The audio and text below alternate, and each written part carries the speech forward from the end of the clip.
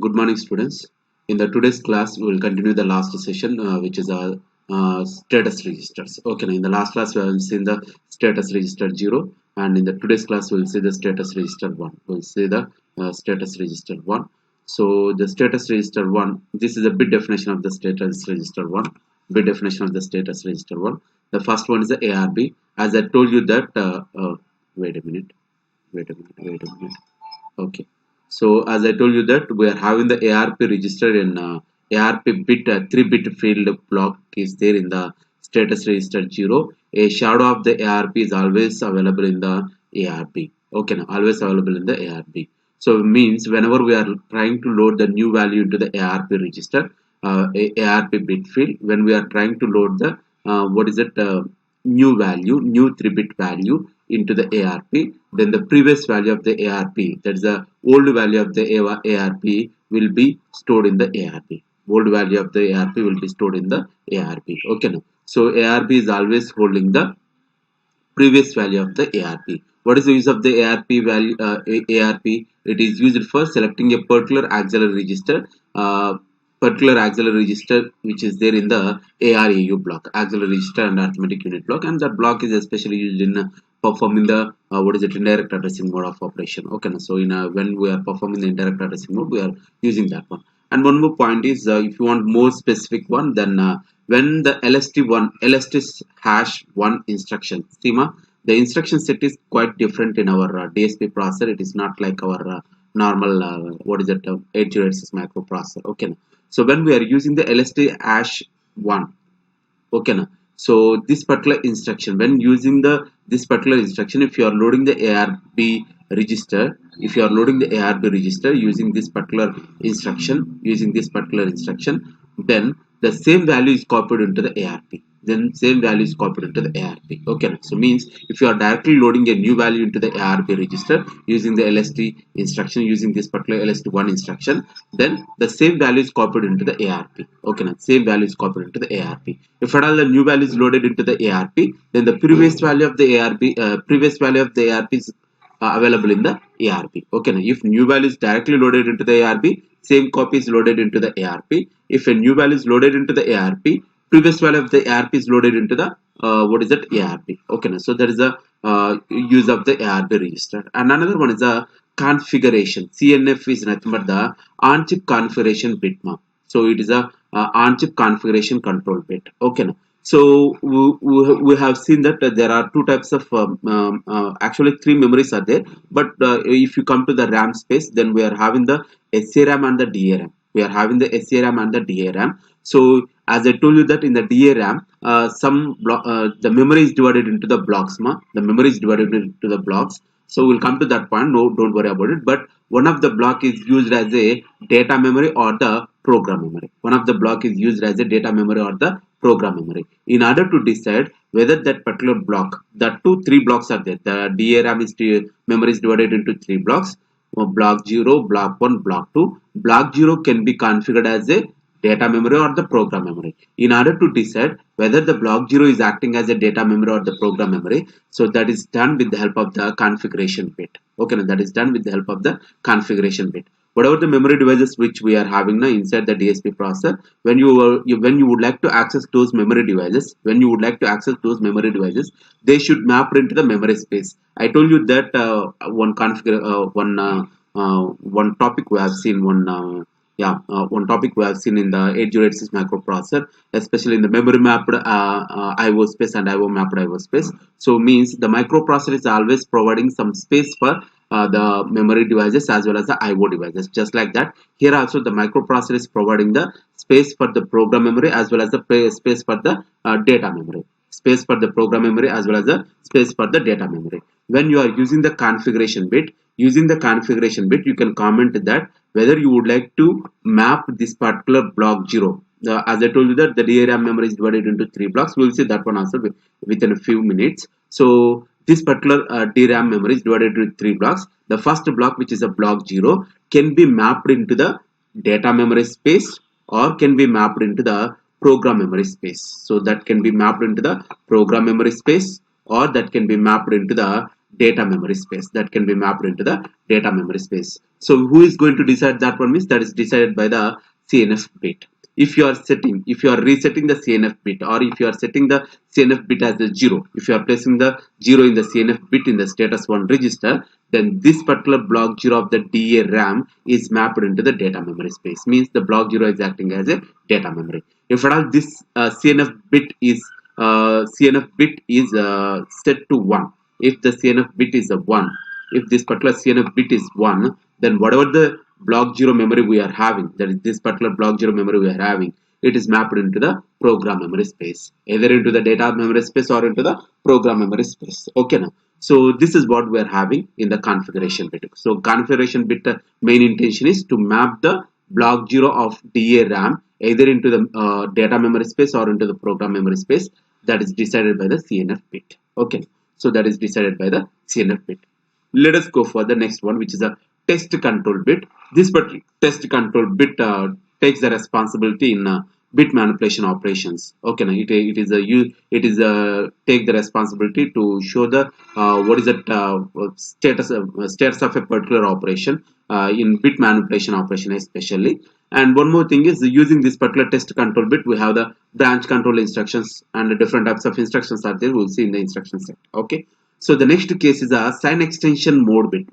Sign extension mode bit in the sense, when you are taking the 8-bit number, or in the 16-bit or the 16-bit number, we are having one of the bit combination. Means, let me take one simple example for realizing this concept. So here, if I'm having the -1, let us suppose I'm having the -1, I can represent this particular -1. Means, if someone asking me to represent this particular -1 in the binary bit combination, there are two ways to represent a particular negative number, which is followed by the microprocessors, that is whatever the systems which we are using. Means, when we are giving the negative number, that negative number is stored in the memory in the form of the 2's complement. Actually, we have the 1's complement as well as the 2's complement, but 1's complement is not used. If you know the answer why we can't use the 1's complement, during the initial days they have taken the 1's complement to represent the negative numbers, but as the days are changed and there are, because of few reasons, instead of taking the 1's complement, they have gone with the 2's complement. If any one of you know why we are taking the 2's complement instead of the 1's complement to represent the negative number, let me know that one. Okay, let me take this one. So here I'm having the -1. I would like to represent this one in the 8-bit format. Whenever you would like to represent one number in the 8-bit format, first of all you should take any negative number, that too for any negative number. If you would like to represent any negative number, or if you would like to store the negative number in the memory, that is stored in the 2's complement form. Now this 4 zeros followed by the 0001 is representing the 8-bit number, which is a 1, positive 1. But if you would like to convert this one into the negative format, we have the rule, right?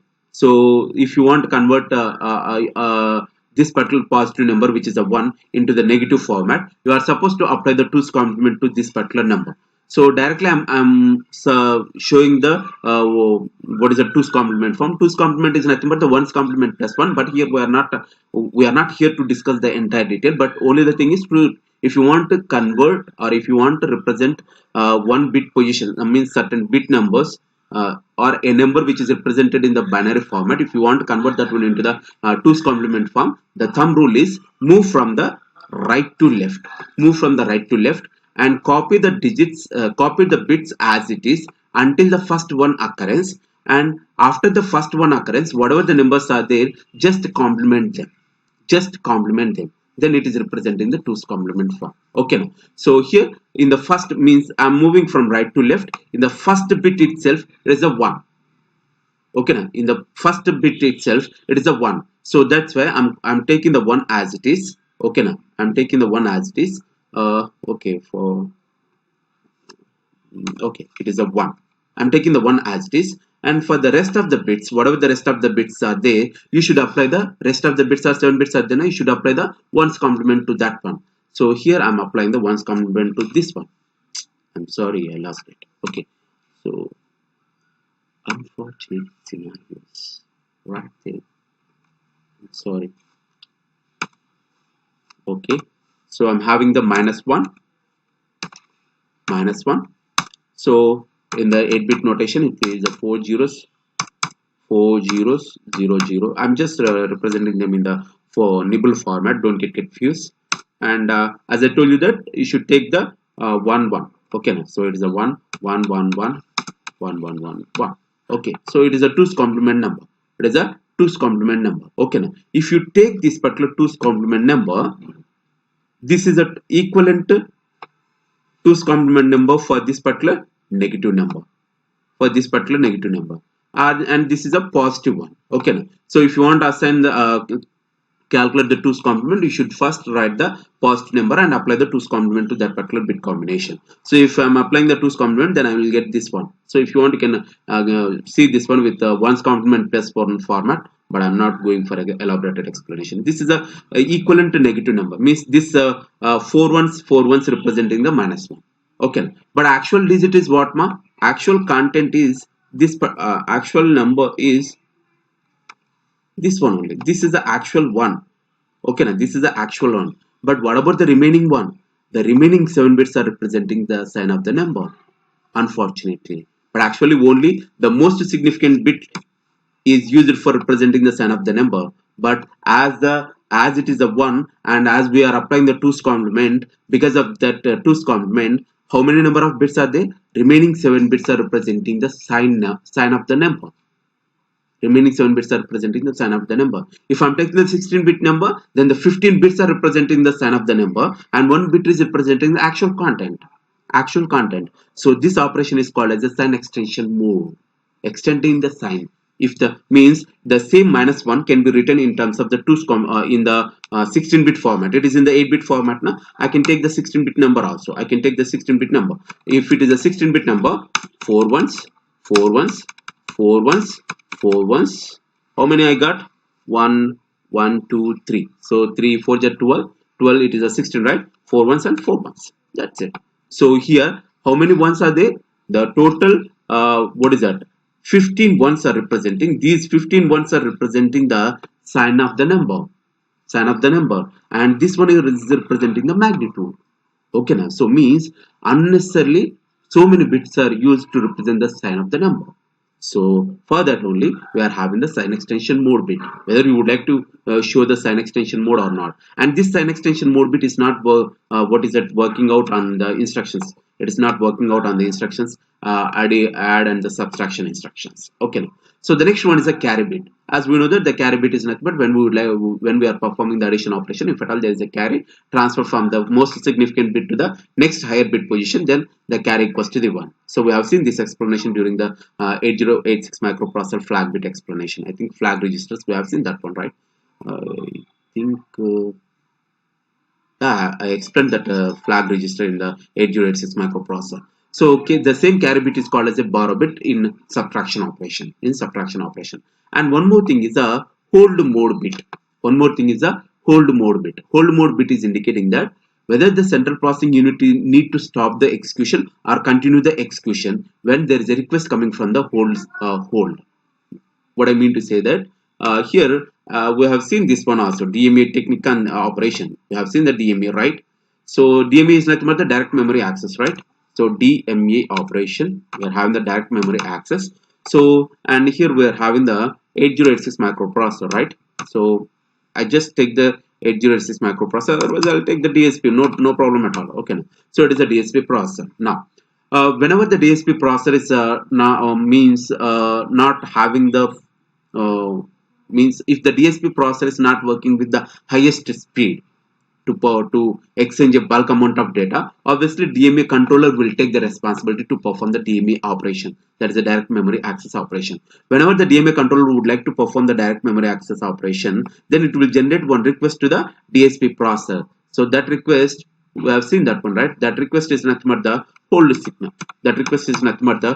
signal. Generated by the DMA to the DSP. If at all this particular DSP is not interested to allow this particular request, Okay, now not interested in the sense, if at all the DSP is working, doing some work, and it is not interested to relieve the control over the system bus, because the DMA technique is nothing but whatever the actually the DSP processor or the microprocessor, which may be the 8086 or 8085, they are having the control over the system bus, like address bus and the data bus. But whenever the DMA technique wants to, means whenever the DMA controller wants to implement the DMA technique, at that time the microprocessor, whatever the microprocessor we are having, that particular microprocessor should relieve the control, that is a system bus, to the to the DMA controller.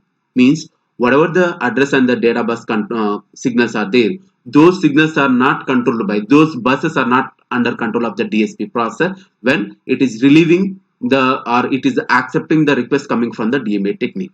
So whenever the DMA technique is started, at that time the control over the system bus is in the hands of DMA controller, not in the DSP. Okay, so means the DSP may accept or may not accept the DMA controller request coming through the hold signal to the DSP processor. If it is not interested, then it will disable that one by using the 0. If it is interested, it will place the 1. Whenever it is placing the 1, it realizes that means that purely depends on whether it is active low signal or the active high signal. I'm just assuming that it's a active high signal, but if you go to the a specific one, it is a active low signal actually. Okay, now. So if at all the DSP is not interested, then it will show its interest, whether it is ready to relieve the control over the system bus or not. Okay, now so for that we are having the hold mode signal. Hold mode signal, that is a bit available in the what is that, status register 1. Next one is the XFMA, external flag output. Okay, now so this particular external flag output indicates level of the flag, whether it is a low level or the high level. Okay, now whether it is a low level or the high level, that is decided by the XF bit. And after that we are having the product mode bit now. Product shift mode bit. Product shift mode bit. See now we are having the what is that, 16 bit by 16 bit multiplication in the CALU block. So when you are performing the 16 bit by 16 bit multiplication, you are getting the 32 bit result. That 32 bit result may be directly loaded into the product register or may be loaded into the product register after shifting. So that's why we are having the barrel shifters. Okay, now. So in order to indicate whether that particular shifting operation is done or not, whether this what is that, means after what is that, after multiplication, whether you would like to perform the shifting operation or not, that is indicated by the product shift mode bits. Okay, now we are having the 0 0. So if it is a 0 0 bit combination, no shift. 0 1 combination, left shift, and means the result which is stored in the product register is left shifted, and LSB is filled with 0. And 1 0, if at all these two bits status is a 1 0, then it is a left shifted by the 4 bits, and the 4 bits are filled with the zeros. And 1 1, it is right shifted by the 6 bits. Okay, and whatever the sign bit is there, that is extended, means the result which is stored in the product register, that may be shifted to the left side or right side, and with how many number of bits it is shifting, or whether it is shifting or not, that entire thing is indicated by the product mode bits. That is that entire thing is indicated by the product mode bits. Okay, now so this is all about your status registers, registers which are available in the DSP processor. And one more important point is, yeah, here we have one statement over here. Okay, now the major point is this statement. Okay, so you should realize this particular statement. Status register 0 and status register 1, each one has an associated 1 level deep shadow register stack for automatic context saving when an interrupt trap is taken. So what exactly the meaning of this is a question. Okay, now so means whenever there is an interrupt occurred, I think we would have seen this particular interrupt concept. I think this one won't work. Wait a minute. So assume that in order to realize this one, it is very easy to realize what we do actually. Yeah, the first statement is shadow registers. Okay, so assume that it is a main program. It is a main program.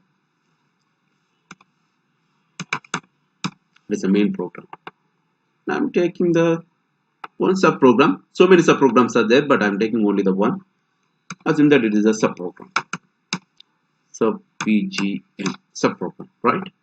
Okay, so this main program is having several instructions.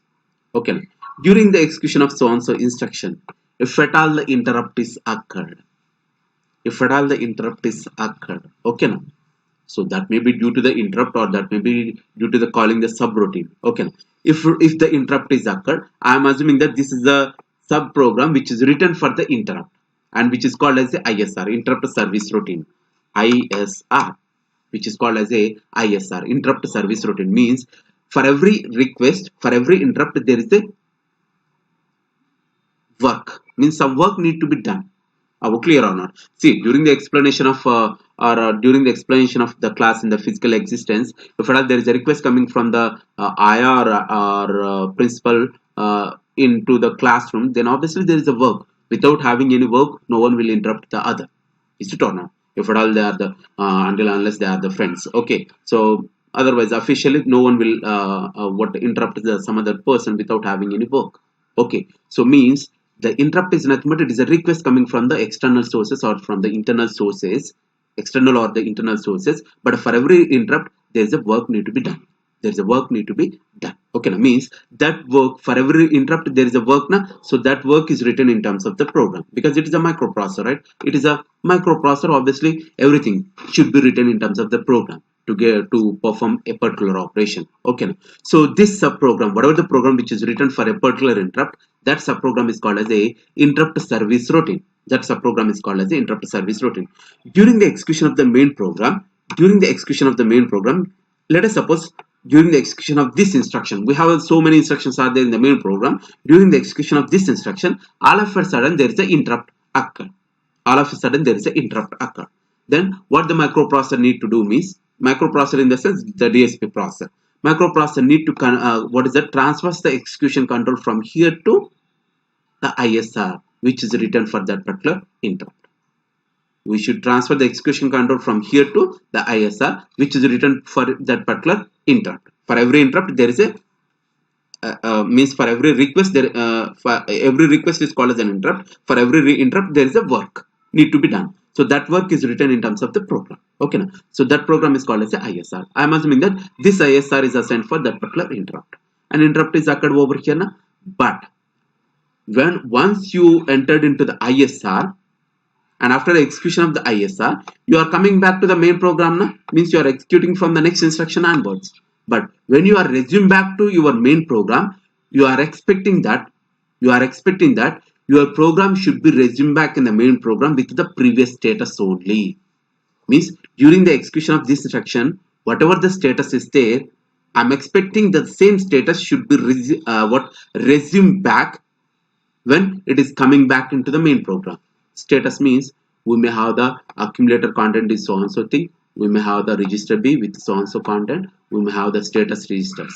Means whenever the execution control transferred from the main program to the sub program, before transferring the execution control, there are certain important registers which may get altered during the ISR. If those let us suppose I'm having the ST0 and ST1. Okay, now I'm having the ST0 and the ST1, ST0 and ST1, right? ST0 and ST1. These status registers are having some value during the execution of the main program up to this point. Assume that once it is entered into the ISR, these status registers are changed. These status register values are changed in the ISR. Okay, now whatever the changed values are there, they should not be resumed back in the main program, because in the main program the status is different. In the sub program the status is different. Okay, now when you are coming back into the main program, at that time you are expecting that the status, whatever the status was there for the main program just before leaving from the main program to the sub program, the same status should be resumed back into the status registers. Okay, now, so because of that, what the microprocessor will do means, it is not only what the microprocessor will do means, it will save the certain registers content onto the stack. Okay, now, so stack is holding the returning status. Means just before leaving from the main program to the sub program, whatever the present status is there in the main program, that present status is pushed onto the top of the stack, and it will enter into the ISR. Okay, now, once it is done, And in order to resume back to the previous status, what the microprocessor will do is it will retrieve the pushed information. It will retrieve the pushed information from the stack back into the respective registers. I'm showing only the two registers. Actually, there are so many registers content. Those are pushed onto the top of the stack when the execution control transfer from the main program to the sub program. Okay, now so means when execution control transfer from to the main program to the sub program, whatever the present status is there in the status registers in the main program, that will be pushed onto the top of the stack. But here for that we are having the what is that one level. If you see this one, yeah, okay, take this one. So we are having the one level deep shadow stack for automatic context saving when an interrupt trap is taken. What is that meaning? So for every register, means for the ST0 and the ST1, there is one register for holding the ST0 value. There is one more register for holding the ST1 value. Those are called as the deep shadow registers. Okay, now means the present status of the status registers are transferred into the respective shadow registers, and after that it will enter into the subprogram. It will enter into the subprogram. So that is what that is a statement I missed out in the last class. Okay, so just realize that one. So the next case is yeah, on chip memories. Okay, so we are having the on-chip memories now. So on-chip memories, there are three different types of on-chip memories which are there in DSP processor, and the sizes of the on-chip memories are differing, means changing from one series to another series, which we have seen in the architecture of the DSP processor, right? So we have the program read-only memory and the data program dual access RAM.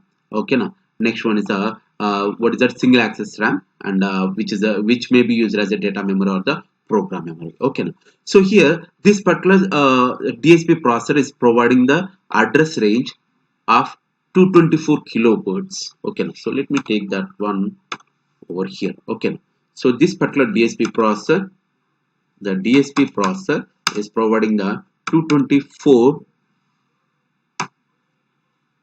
kilohertz of memory space. It is providing the 224 kilohertz of memory space. Okay, so this particular 224 kilohertz, so 224 kilohertz, the name itself says that we are having the 224 locations. Each location is able to hold the word information, means 16-bit information, and it is represented like this. It is represented like this: 224k words by 16-bit. By 16-bit means the 224 kilo addresses can be addressed by the DSP processor. 224 kilo words means 224 kilo locations are there. Each location is the word size, and it is holding the 16-bit number. It is holding the 16-bit number, and this entire thing, these 224 kilo words are divided into 4 blocks. Up to my knowledge, there is a 4 blocks, right? It is not up to my knowledge. It is a 4 blocks only, and they are named as the segments, but don't get confused with the segment terminology. Don't think that the memory is again divided into the segment format. It's not like that. So 4 different blocks. Okay, so this block sizes are 64k. 64k. Okay, 64k words, again more specific one, 64 kilowords, and this one is also the 64 kilowords, 64 kilo words, and this one is also the 64 kilo words, and this one is a 32 kilowords. The last one is a 32 kilowords. Okay, so this particular 64 kilowords is assigned for the program memory. It is assigned for the program memory. Okay, now it is assigned for the program memory. That space is assigned for the program memory, and this is space. So we have the space. Actually, it is a space. So this 64 kilohertz space is assigned for the local data memory. It is a local data memory, and the next 64 kilohertz for the what is that, IO memory, IO devices. for the IO ports. Okay. Next one is a global data. Global data memory. Global data memory. Okay. So the first one is a this one for program memory, means we have the program memory whose size is a 64 kilo word size, and local data memory is also there whose size is a 64 kilowords, and IO space is also there whose size is a 64 kilowords. Global data memory is also there whose size is a 64 kilowords. This is a memory space provided by the DSP processor. It is a space provided by the DSP processor to map the memory devices into the corresponding locations. Okay, into the corresponding locations. Okay, so this is what we are having. Okay, so this is what we are having in the DSP processor, and the sizes of the program memory, data memory, IO memory, and the global data memory make changes. Means this is a fixed space. It is a space providing, but actual size of the memory may be different, and which should be within this limit only. Okay, so it is a space provided. I'm saying that it is a space provided means again mapping is done. Memory mapping is done. Are we clear? It is a memory mapping is done. Is that clear? Okay. So let's go to the what is that program memory space. Let's go to the program memory space. Okay. So if you take the program memory,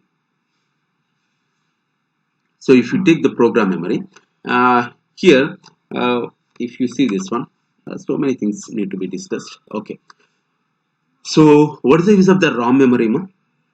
In the microcomputer, we studied about the ROM space. Na? In the microcomputer, we studied about the ROM space, right? What is the use of the ROM memory? What is the use of the ROM memory? So don't ask the questions, huh? Okay. The ROM memory main intention is to hold the bootloader program or bootstrap loader. Okay, now, to hold the bootloader program, we are having the ROM memory. We are having the ROM memory. If you see this one, have the bootloader code inside it on the on-chip RAM. Is that clear?